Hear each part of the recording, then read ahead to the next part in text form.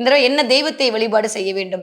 நெறைய மிதுன ராசிக்காரங்க இந்த தடவ முருகப்பெருமான் வழிபாடு பண்ணுங்க. அது மிகப்பெரிய ஏற்றத்தையும், மாற்றத்த அதுவும் ஆ குழந்தை வேலைப்பர் மாரி இருக்கக்கூடிய, குழந்தையா இருக்கக்கூடிய, பழனியில இருக்கக்கூடிய பழனி ஆ பாலசுப்ரமணி, பாலதண்டாயுதபாணி, பழனி கோவிலையே நீங்க வழிபாடு பண்ணாலே போதும். இந்த தடவ அவ்வளவு அழகான ஒரு ராஜ யோகத்தை முருகன் குடுப்பதற்கு தயாராக இருக்கிறார். ஓகே.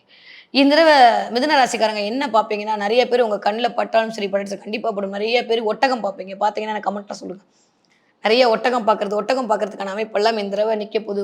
ஓங்கி உயர்ந்து வளரப் போறீங்க. எல்லாரும் உங்களை பார்த்து வியக்க போறார்ன்றது ஒரு மாரி இருக்கக்கூடிய ஒரு சினாரியோ. இன்னொன்னு எப்படி ரொம்ப நாளா இருக்கிற தண்ணிய வச்சுக்கிட்டு ஒட்டகம் வந்து அப்படியே மேனேஜ் பண்ணுமோ, அந்த மாரி வேலைன்ற இடத்துல கொஞ்சம் நிதானமா இருக்கணும்.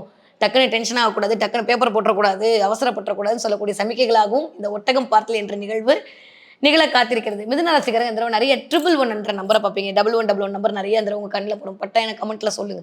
இந்த தடவ நெறைய உங்க கண்ல படும். இல்ல நீங்க நெறைய பார்ப்பீங்க.